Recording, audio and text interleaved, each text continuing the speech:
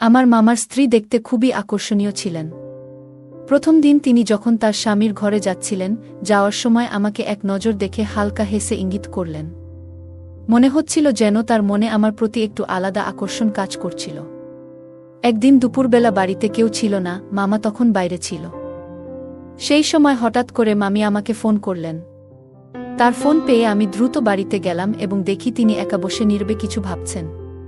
তিনি অনেক সুন্দর করে সেজে গুজেছিলেন। মামি একদিন বললেন, তোর মামা অনেক ব্যস্ত থাকেন, আগের মতো সময় দিতে পারেন না।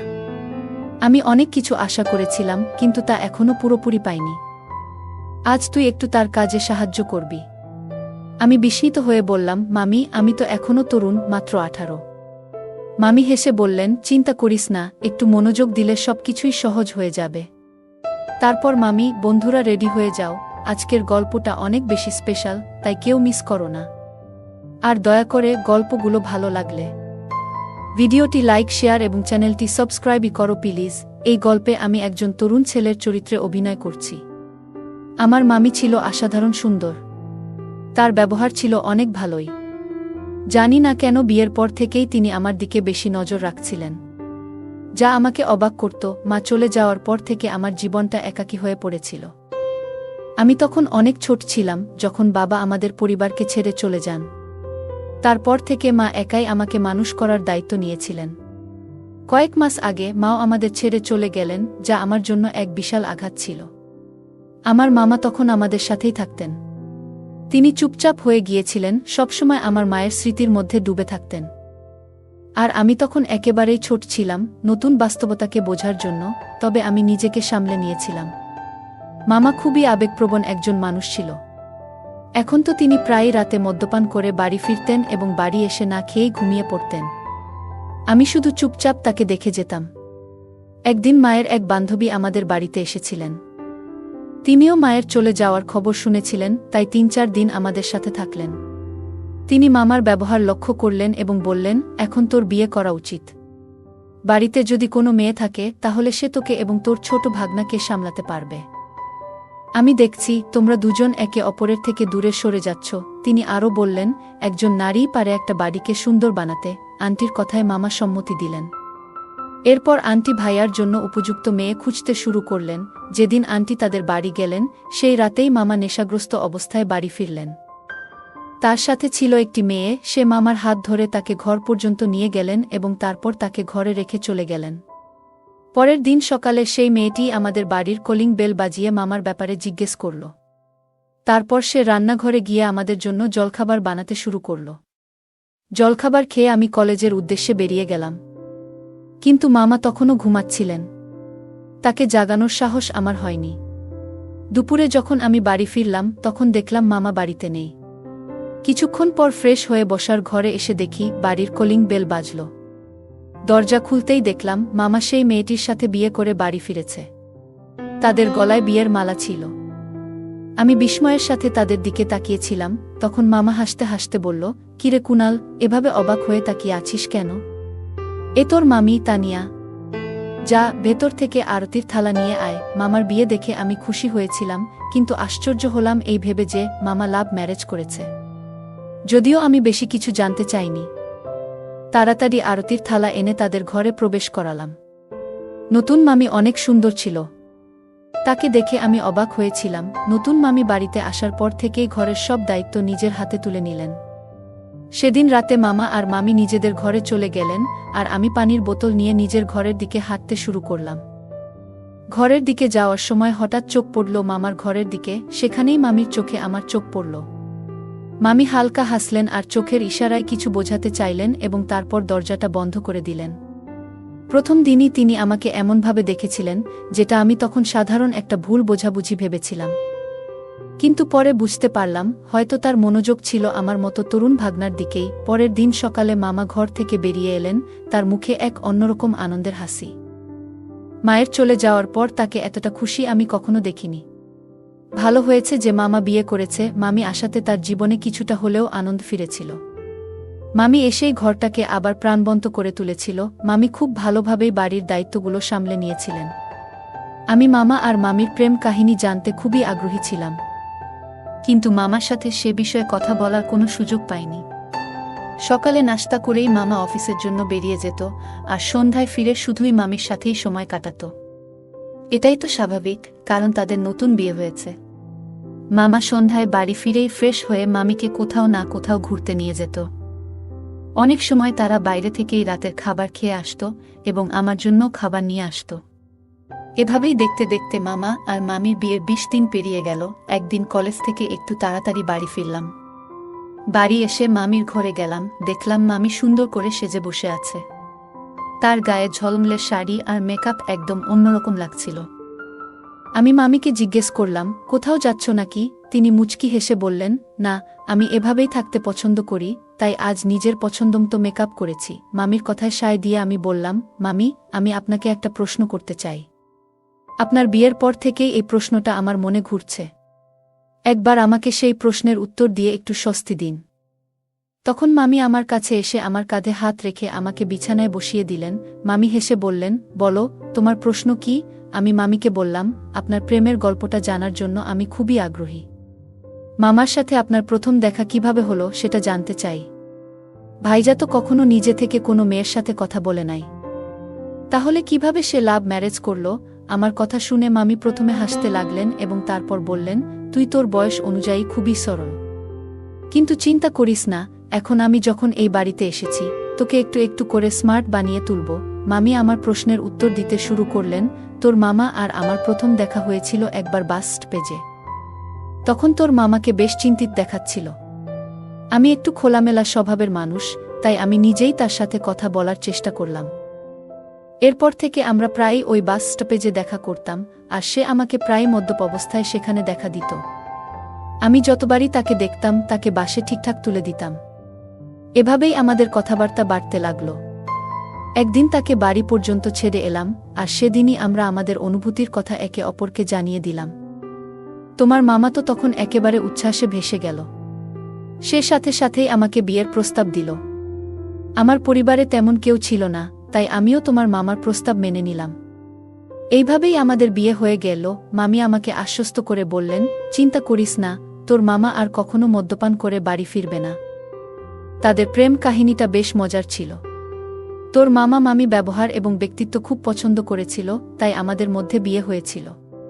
সত্যি বলতে, মামি যখন থেকে এই বাড়িতে এসেছে, আমি একবারও দেখিনি যে মামা মদ্যপ অবস্থায় বাড়ি ফিরেছে। কয়েক দিনের মধ্যেই মামি পুরো বাড়ির পরিবেশটাই বদলে দিয়েছে। কিন্তু এখন আমার মনে প্রশ্ন আসতে শুরু করেছে যে, বিয়ের পর মামি কি সত্যি আমার মামার সাথে খুশি আছে? কারণ মামির আচরণ একটু একটু করে পরিবর্তিত হতে শুরু করেছে। একদিন কথা প্রসঙ্গে মামি নিজেই বলেছিলেন যে, তোর মামা আমাকে প্রথমে তার চোখের চাহনিতেই পছন্দ করেছিল। কিন্তু আমি ভাবিনি যে সে এতটা সাধারণ হবে। আস্তে আস্তে আমি তার জীবনযাত্রায় পরিবর্তন আনছি, কিন্তু তার স্বভাব কবে বদলাবে সেটা আমি বলতে পারবো না। মামির এই কথাগুলো আমাকে একটু চিন্তায় ফেলল, কারণ এটা তাদের ব্যক্তিগত ব্যাপার ছিল। পরের দিন আমি একটু তাড়াতাড়ি বাড়ি ফিরলাম এবং দেখলাম যে মামার একজন বন্ধু বাড়ি থেকে বেরিয়ে যাচ্ছিল। সে বেরিয়ে যাওয়ার পর আমি মামির ঘরে গেলাম। আজও মামি কালকের মতোই বেশ জাঁকজমকপূর্ণভাবে সেজেছিলেন। তাকে অসাধারণ লাগছিল। আমি মামিকে জিজ্ঞেস করলাম, মামি, মামার বন্ধু বাড়িতে কেন এসেছিল? আর আপনি এত সুন্দর করে সেজেছেন কেন? কোথাও যাচ্ছেন নাকি? তার উত্তরে মামি হেসে বললেন। মামি বললেন, তোর মামার কাজের কিছু কাগজ আনানোর জন্যই ওকে বাড়িতে পাঠিয়েছিল। আর আমি যে কেন এত সেজেগুজে আছি সেটা তো কালই তোকে বলেছিলাম। মামির কথায় আমি বিশ্বাস করে নিলাম এবং তারপর নিজের ঘরে চলে গেলাম। কিছুক্ষণ পর মামি আমার ঘরে এলেন। আমি তখন পোশাক পরিবর্তন করছিলাম, তাই ওনাকে দেখে একটু লজ্জা পেলাম। কিন্তু মামি আমাকে এক দৃষ্টিতে দেখেই যাচ্ছিলেন। তিনি হেসে বললেন, লজ্জা পাওয়ার কি আছে? আমি তো তোমার মামি। তারপর তিনি কাছে এসে আমার শার্টের কলার ঠিক করতে লাগলেন। তিনি আমাকে জিজ্ঞেস করলেন, তোমার কি কোনো প্রেমিকা নেই? আমি মাথা নেড়ে না সূচক উত্তর দিলাম। তখন মামি হেসে বললেন, ঠিকই তো, তোমার মতো একটা সাধারণ ছেলের কিভাবে কোনো প্রেমিকা থাকতে পারে? তোমার জীবনযাত্রা এতটাই সাধারণ যে কোনো মেয়ে হয়তো তোমার দিকে ফিরেও তাকাবে না। তবে একটা কথা বলি কুনাল, তুমি তোমার মামার থেকেও অনেক সুন্দর, আর তোমার শরীরও বেশ ভালোই গঠিত। তোমার জীবনযাত্রায় একটু পরিবর্তন আনতে হবে। মামি তখন আমার কাছে এসে দাঁড়ালেন এবং আমার চুলে আলতো করে হাত বুলাতে লাগলেন। তার এতটা কাছাকাছি পেয়ে আমি একটু অপ্রস্তুত হয়ে গেলাম। তার উপস্থিতি আমি কিছুটা লজ্জিত বোধ করছিলাম, কিন্তু তিনি সরে যাচ্ছিলেন না। পরিস্থিতি একটু অস্বস্তিকর হয়ে উঠতে দেখে আমি নিজে থেকেই কিছুটা দূরে সরে এলাম। সন্ধ্যায় মামা বাড়ি ফেরার আগে মামি তার জাঁকজমকপূর্ণ সাজগোজ ছেড়ে একদম সাধারণ গৃহবধূর মতো সেজে নিয়েছিলেন। তবে আমি লক্ষ্য করছিলাম যে মামির মুখে ধীরে ধীরে হতাশার ছায়া পড়তে শুরু করেছে। রাতে উনি যখন নিজের ঘরে যেতেন তখন খুব মনমরা হয়ে দরজা বন্ধ করে দিতেন। আমার মনে হচ্ছিল তাদের দুজনের মধ্যে কিছু একটা ঠিকঠাক চলছে না, কিন্তু আমি সাহস করে কিছু জিজ্ঞেস করার মতো অবস্থায় ছিলাম না, কারণ এগুলো তাদের ব্যক্তিগত ব্যাপার ছিল। কয়েকদিন পর মা এর সেই বন্ধু আবার আমাদের বাড়ি এলেন। মামিকে দেখে তিনি একটু অবাক হলেন এবং মামাকে বললেন, কিছুদিন ধরে আমি তোমাকে ফোন করছিলাম, কিন্তু আমি তোমার জন্য 2-3টি বিয়ের প্রস্তাব দেখে রেখেছিলাম। হঠাৎ শুনলাম তোমার বিয়ে হয়ে গেছে, অথচ তুমি আমাকে একটাও জানাওনি। আমি কিছু বলতে চাইনি, কিন্তু তুমি তো একেবারেই আমার ফোন ধরা বন্ধ করে দিলে। মামা মায়ের বান্ধবীর সামনে হাসি মুখে বিষয়টি সামলে নিয়েছিল, কিন্তু তার নিজের বিয়ে নিয়ে কিছুই বলেনি। পরে যখন মায়ের বান্ধবী নিজের চোখে মামিকে দেখল, তখনই সে খবরটা পেল। মায়ের বান্ধবী আমাদের বাড়িতে কয়েক ঘন্টা থেকেছিল, আর ততক্ষণে মামিকে ভালো করে পর্যবেক্ষণ করেছিল। সে যা বলল তা আমার মাথায় গেঁথে গেল। মামা বাড়িতে না থাকলে মায়ের বান্ধবী নির্বে আমাকে বলল, তোমার মামির আচরণ ঠিক মনে হচ্ছে না। বাড়িতে একজন তরুণ ভাগ্না আছে, এটা মাথায় রেখে তাকে শালীনভাবে চলা উচিত। আমার মনে হয় সে তোমার সামনে ইচ্ছা করে সেজেগুজে থাকে। আমি ওকে বেশি চিনি না, কিন্তু তোমার সাবধান থাকা উচিত। এই কথাগুলো মাথায় রেখে সে আমার মনে সন্দেহের বীজ বপন করে দিয়ে গেল। মায়ের বান্ধবীর কথাগুলো সত্যি ছিল কিনা তা বলতে পারবো না, কিন্তু মামির নানান কাণ্ডকারখানা আমার নজরে আসত। তবে আমি কখনো মুখ ফুটে কিছু বলিনি। মামা আর মামির মধ্যে অনেক পার্থক্য ছিল। মামা ছিল সাধারণ, গম্ভীর প্রকৃতির আর গায়ের রং ছিল শ্যামলা, কিন্তু মামি ছিল খুবই সুন্দর আর মায়াবী। মামি বেশ চালাক ছিলেন। সত্যি বলতে, আমার শ্যামলা মামাকে কি তিনি সত্যি ভালোবাসতেন? এই প্রশ্ন আমার মনে থেকেই যেত। তবে এসব নিয়ে চিন্তা করার সময় আমার ছিল না। আমার দুবেলার খাবার ঠিক সময়ে পেতাম আর বাড়ির সব কাজও সময়মতো হয়ে যেত। কিছুদিন পর মামা গ্রামে গেল। আমাদের গ্রামের বাড়ির কিছু কাজ ছিল। মামা না থাকায় বাড়িতে শুধু আমি আর মামি ছিলাম। সেদিন আমার কলেজ বন্ধ ছিল, কিন্তু আমি আমার বন্ধুর বাড়িতে কিছুক্ষণের জন্য গিয়েছিলাম। যাওয়ার সময় মামিকে বলে দিয়েছিলাম যে আমি দেরি করে বাড়ি ফিরব। তবে অল্প কিছুক্ষণের মধ্যেই আমি বাড়িতে ফিরে এলাম। বাড়িতে ঢুকে দেখি মামি আবারও সাজগোজ করে পুরো প্রস্তুত হয়ে আছে। শুধু তাই নয়, তার আচরণেও একটা অন্যরকম ভাব ছিল। সেদিন একটু অদ্ভুত মনে হচ্ছিল। মামি আমাকে ঘরে ডেকে বললেন, এসো, ভেতরে আসো। ঘরে ঢোকার পর আমি দেখলাম তিনি তার শাড়ি ঠিক করছিলেন। আমি দরজার কাছে দাঁড়িয়েছিলাম। মামি হাসি দিয়ে বললেন, বাইরে দাঁড়িয়ে কেন দেখছ? যদি কিছু জানতে বা দেখতে চাও তাহলে ভেতরে এসে দেখে নাও। আর যখন এসেছ, একটু সাহায্য করো আমার কাজে। মামি আমাকে বিছানায় বসতে বললেন এবং বেশ কয়েকটি কাপড় আমার হাতে তুলে দিলেন। তারপর বললেন, আমার শাড়ির সব ব্লাউজের বোতামগুলো লাগিয়ে দেবে। আমি একটু দ্বিধা নিয়ে বললাম, এ ধরনের কাজ আমি কখনো করিনি, তাই কিভাবে করতে হয় জানি না। তখন তিনি আমার হাত ধরে বোতাম লাগানোর পদ্ধতি শেখাতে শুরু করলেন। সেই সময় মামি আমার একদম কাছাকাছি ছিলেন, কিন্তু তার দৃষ্টিভঙ্গি আমাকে কিছুটা অস্বস্তিতে ফেলছিল। বারবার তার কাছাকাছি আসতে হচ্ছিল, আর আমি কিছুটা অপ্রস্তুত বোধ করছিলাম। ঠিক তখনই হঠাৎ করে মামি আমার নাম ধরে ডাকলেন, আর আমি যেন হঠাৎ করে বাস্তবে ফিরে এলাম। তিনি হেসে বললেন, যেভাবে দেখিয়েছি ঠিক সেভাবেই সব বোতামগুলো লাগিয়ে দাও। আমার অনেক উপকার হবে। আমার হাতে এমন কিছু কাপড় ছিল যা আমি ধরতেও চাইনি। মামি কি কাজ করাচ্ছেন সেটার হয়তো তাকে কোনো ধারণাই ছিল না। আমি কিছু বলতে পারিনি, শুধু চুপচাপ কাজটা শুরু করলাম। আমার হাত কাঁপছিল, কারণ ভাবি সামনে দাঁড়িয়ে এক দৃষ্টিতে আমাকে দেখছিলেন। সেদিন তিনি সারাদিন বাড়িতে অনেক সাজে গুজে ঘুরছিলেন। আমি খেয়াল করেছিলাম মামার সামনে কখনোই তিনি এমন পোশাক পরেন না। তাই আমি মামিকে জিজ্ঞাসা করলাম, তুমি মামার সামনে এভাবে কেন পোশাক পরো না? তখন তিনি বললেন, তোমার মামা একেবারেই বোরিং। তার কাছে এই ধরনের পোশাক পছন্দ নয়। তাই আমি ইচ্ছামতো চলতে পারি না। সে যখন বাড়িতে থাকে না, তখন আমি আমার ইচ্ছামতো থাকি। বলো তো, আমি কেমন লাগছি এই লুকে? আমি বললাম, তুমি দারুণ লাগছো। আর তুমি তো এমনিতেই অনেক সুন্দর। এত সাজগোজ না করলেও তোমাকে অনেক সুন্দর লাগে। আমি তার প্রশংসা করেছিলাম, কারণ তিনি নিজেই জানতে চেয়েছিলেন আমার মতামত। আমার কথা শোনার পর তিনি আমার হাত ধরে তার ঘরে নিয়ে গেলেন। সেখানে আমাকে আয়নার সামনে দাঁড় করিয়ে নিজেও আমার পাশে এসে দাঁড়ালেন। তিনি মুচকি হেসে বললেন, বলতো, আমি কেমন লাগছি তোমার চোখে? আমায় তো তুমি বেশ ভালো লাগে, তাই না? দেখো, আমাদের দুজনকে একসাথে কত সুন্দর লাগছে। তোমার মামা আর তুমি, দুজনের মধ্যে কত পার্থক্য। তোমার মামা খুব সাধারণ, কিন্তু তুমি একদমই অন্যরকম, খুবই স্পেশাল। সত্যি বলতে, তুমি যেদিন থেকে আমার কথা শুনে নিজেকে একটু আলাদা রাখছো, সেদিন থেকেই তোমার ব্যক্তিত্ব যেন আরও উজ্জ্বল হয়ে উঠেছে। এই কথাগুলো বলার সময় মামি আমার হাত একটু শক্ত করে ধরে ফেললেন। যদিও তিনি আমার মামি, আমি জানতাম আমাদের সম্পর্কের একটা সীমারেখা আছে, কিন্তু মনে হলো তিনি যেন সেই সীমা ভুলে গিয়েছিলেন। তার পাশে থাকতেই আমি কিছুটা অস্বস্তি অনুভব করছিলাম। তাই নিজেকে দ্রুত সরিয়ে নিয়ে আমি আমার ঘরে চলে গেলাম। সারা রাত আমি আমার ঘরের দরজা আর খুলিনি, শান্ত থাকার চেষ্টা করছিলাম। পরের দিন কলেজ বন্ধ থাকলেও আমি সকালে তাড়াতাড়ি বেরিয়ে গেলাম, কারণ সেদিন মামির সামনে থাকা সম্ভব ছিল না। মামি বলতো, তোমার মামা খুব বোরিং, আর আমাকে কাছে আসার চেষ্টা করত। কয়েকদিন ধরে তার আচরণে অনেক পরিবর্তন এসেছিল। বিয়ের প্রথম দিকে মামি খুবই আদর্শ স্ত্রী হিসেবে নিজেকে উপস্থাপন করত, কিন্তু সময়ের সঙ্গে তার আচরণ পুরোপুরি বদলে গেল। এখন সে প্রায়ই মামার সমালোচনা করতে শুরু করেছে। আমি ভাবতাম, মামার এমন কি ত্রুটি ছিল যে সে মামিকে সুখী রাখতে পারছিল না? আর সেই কারণেই কি ভাবির আমার প্রতি মনোযোগ বাড়ছিল তার। সেই রাতে, যখন মামা বাড়িতে ছিল না, মামির অস্বাভাবিক আচরণে আমি নিজেকে ঘরে আটকে রেখেছিলাম।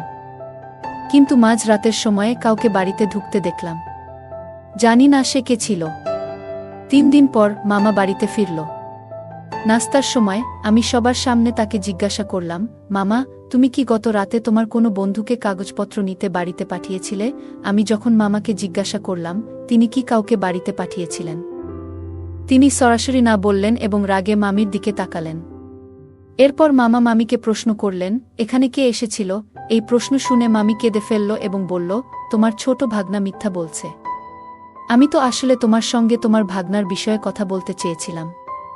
আমি ওর ভুলগুলো এড়িয়ে গিয়েছিলাম, কিন্তু এখন সে আমার বদনাম করতে চাইছে। মামি বললেন, যখন তুমি গ্রামে ছিলে তখন কুনাল কিছুটা অদ্ভুত আচরণ করতে শুরু করেছিল আমার সঙ্গে। এই কথা বলার সময় তিনি মামাকে কিছু ভিডিও দেখাতে শুরু করলেন। মামি অভিযোগ করলেন ও আমার সাথে খারাপ ব্যবহার করেছে। মামি আরও জানালেন যে কুনাল এর অজান্তে আমি কিছু ভিডিও রেকর্ড করে রেখেছিলাম, যা এখন মামাকে দেখাচ্ছেন।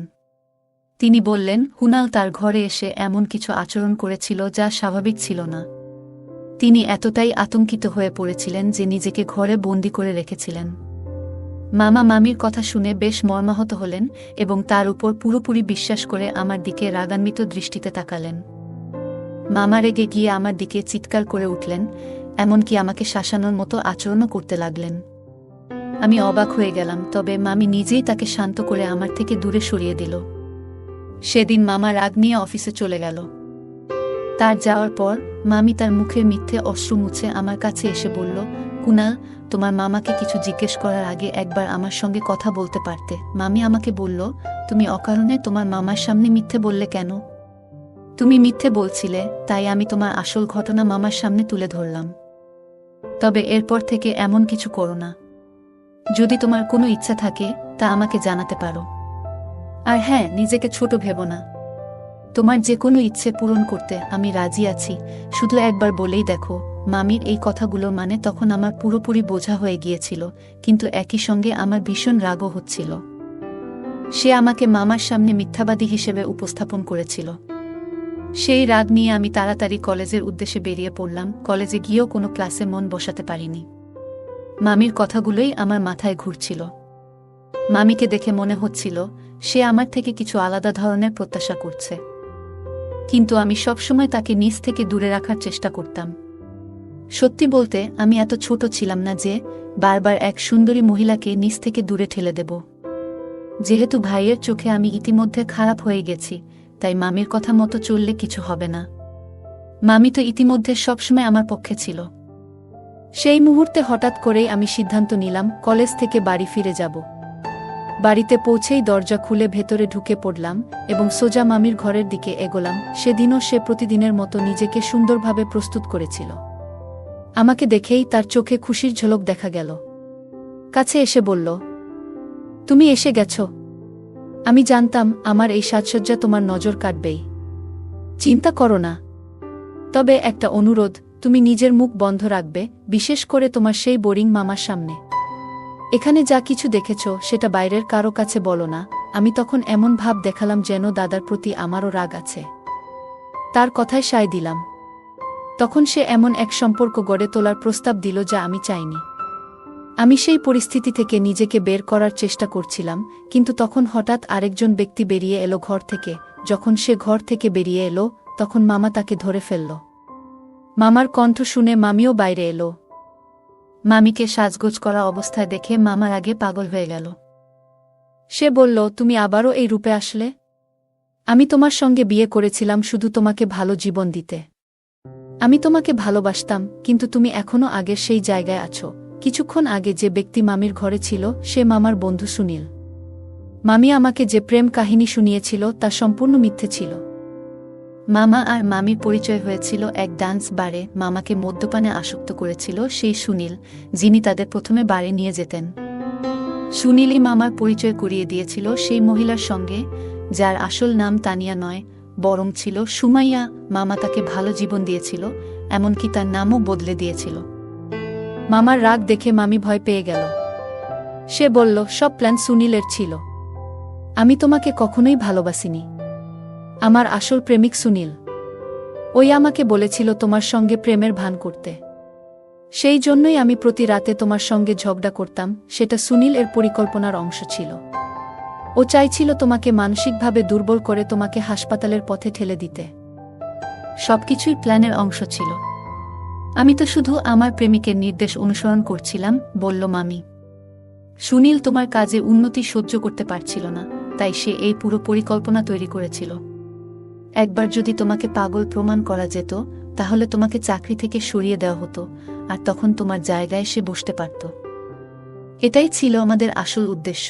মামা যখন পুলিশে দেওয়ার হুমকি দিল, তখন মামির মুখ থেকে সত্যটা বেরিয়ে এলো। সে ভেবেছিল সত্য বললে মামা হয়তো তাকে পুলিশে দেবে না, কিন্তু সুনীল সঙ্গে মিলে সে যে অপরাধগুলো করেছে তার জন্য সেও সমানভাবে দায়ী। সে ছিল এক অসৎ মেয়ে, তাই আমার দিকে খারাপ নজর দেওয়ার সময় একটুও ভাবেনি। মামার তো মা বাবার কথা মেনে বিয়ে করেছিল। মা সবসময় বলতেন, তোমার বিয়ে এমন এক মেয়ের সঙ্গে হবে যে দরিদ্র ও সহায়ক। মামা তানিয়ার অর্থাৎ সুমাইয়া একজন দরিদ্র ও সহায়ক মেয়েকে দেখেছিল এবং তাকে ভালো জীবন দেওয়ার জন্যই বিয়ে করেছিল। কিন্তু সেই অসৎ মেয়ে আর মামার কাছের বন্ধুই মিলে তার সঙ্গে বিশ্বাসঘাতকতা করল। মানুষ যখন জীবনে উন্নতি করে তখন তার সাফল্যে খুশি হওয়ার লোক কম থাকে আর হিংসা করার লোক বেশি। বেশিরভাগ সময় সেই হিংসুটেরা তার কাছের মানুষগুলোই হয়। মামার সরলতাই তার জন্য কাল হল, কারণ সে সবসময় সবার ভালো চেয়েছে। মামা সবসময় সবার ভালো চাইত, কিন্তু তার নিজের স্ত্রী আর বন্ধুই তার বিরুদ্ধে ষড়যন্ত্র করল। মামা শেষমেশ তাদের পুলিশের হাতে তুলে দেয়। এরপর অনেক বছর কেটে গেল, কিন্তু মামা আর বিয়ে করল না। সে আমাকে পড়াশোনা করিয়ে জীবনে প্রতিষ্ঠিত করল এবং ভালো একটা চাকরি পেতে সাহায্য করল। মামার সঙ্গে যা কিছু ঘটেছিল তা দেখে আমারও বিয়ের প্রতি বিশ্বাস উঠে গিয়েছিল। কিন্তু সব মেয়েই একই রকম হয় না, এই সত্যটা আমি প্রিয়ার সঙ্গে পরিচয়ের পর বুঝতে পারলাম। প্রিয়ার সঙ্গে আমার বিয়ের প্রস্তাব মায়ের এক বন্ধু এনেছিলেন। আমাদের বিয়ে একটা সুশৃঙ্খল পরিবারে হয়েছিল এবং সেই কারণেই সমাজে আমরা যথেষ্ট মান সম্মান পেয়েছি। সেই সম্মান ও মূল্যবোধের কারণেই আমাদের দাম্পত্য জীবন সুন্দরভাবে চলছিল।